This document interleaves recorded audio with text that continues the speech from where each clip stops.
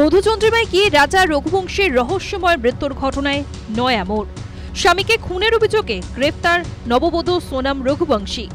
সোমবার ভোররাতে উত্তরপ্রদেশের গাজীপুরের এক ধাবা থেকে তাকে গ্রেফতার করেছে উত্তরপ্রদেশ পুলিশ। সোমবার ভোর 3:30 নাগাদ গাজীপুরের নন্দগঞ্জ এলাকায় অবস্থিত কাশি ধাবায় পৌঁছন সোনাম। কাঁদতে কাঁদতে ওই ধাবার মালিকের থেকে ফোন চেয়ে বাড়িতে ভিডিও কল করে সে। ফোনে জানান উত্তরপ্রদেশের গাজীপুরে রয়েছেন তিনি। সন্দেহ হওয়ায় ধাবার মালিক আপৎকালীন নম্বরে ফোন করেন। অন্যদিকে সোনামের ভাই তার উপস্থিতির কথা ইন্দোর পুলিশে জানায়। এরপর সেখান থেকে তাকে গ্রেফতার করে নিয়ে যায় Uttar Pradesh police.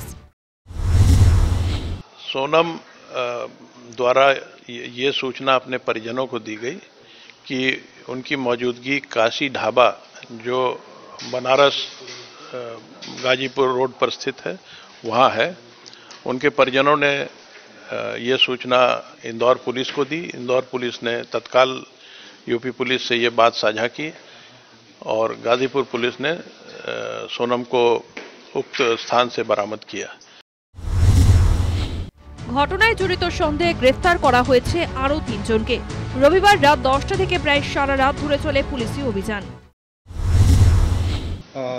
Sonam Raghuvanshi, who is actually in Ghaziabad in Nanganj police station, and this afternoon 12 about in mid-noon we had arrested Anand Kurmi, 23 years,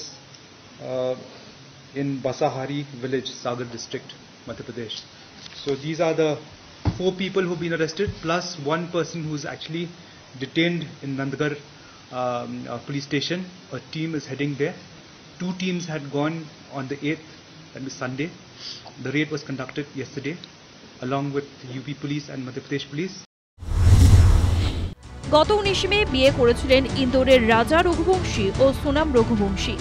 পরের দিনই মেঘালয়ে মধুচন্দ্রিমায় গিয়েছিলেন নবদম্পতি। সোহরার একটি হোমস্টেতে দুজনকে শেষবারের মতো দেখা যায় গত 23 মে। এরপর 11 দিনের মাথায় খাদ থেকে উদ্ধার হয় রাজার দেহ। ঘটনাস্থল থেকে উদ্ধার হয় রক্তমাখা দা ও বর্ষাতি।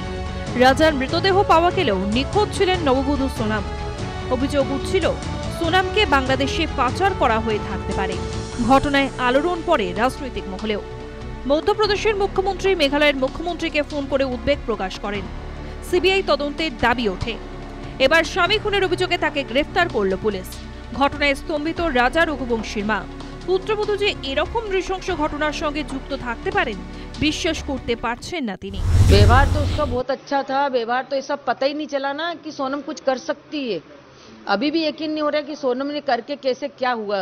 उनके यहाँ मालूम होगा कि उन लोगों ने कितनी बार बात करी, रास पुछताछ करी नहीं करी। मैं उसको पहचानती नहीं ना कौन था।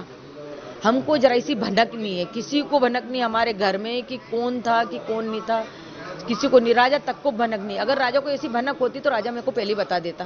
अगर राजा को सोनम ने मरवाया तो मैं कड़ी सी कड़ी सजा चाहती हूँ। फांसी। যদিও এই অভিযোগ মিথ্যে বলে দাবি করেছেন সোনামের বাবা মা। ঘটনায় সিবিআই তদন্ত চাইছেন তারা।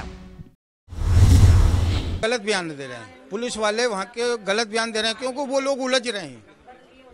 वो लोग ढाबे वाले से क्या बोलते हैं, वो होटल वाले से, वहाँ के गुंडे मवाली से वो हफ्ता वसूली करते हैं। उनका नाम आएगा इसलिए वो गलत बयानबाजी कर रहे हैं। और इसलिए मैं सीबीआई की मांग कर रहा हूँ अमित शाह जी से। इसलिए बोल रहा हूँ हाथ जोड़ कर मेरा निवेदन है कि वहाँ सीबीआई भेज दो।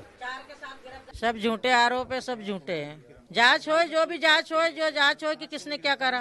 कोई गिरफ्तार नहीं करा। उनने सोनम ढाबे पे गई, ढाबे वाले से फोन लिया और फोन लगाया उसके भैया को, फिर क्या गिरफ्तार करा। सब झूठ है ये। পুলিশ সূত্রে খবর, রাজ কুসভা নামে একটি ছেলের সঙ্গে সম্পর্ক ছিল সোনামের। বিয়ের পরেও নিয়মিত তার সঙ্গে যোগাযোগ ছিল। প্রাথমিক অনুমান প্রেমিকের কারণে স্বামীকে খুনের ছক কষেন সোনাম। সদ্য বিবাহিত স্বামীকে এইভাবে খুনের ঘটনায় স্তম্ভিত গোটা দেশ। News time.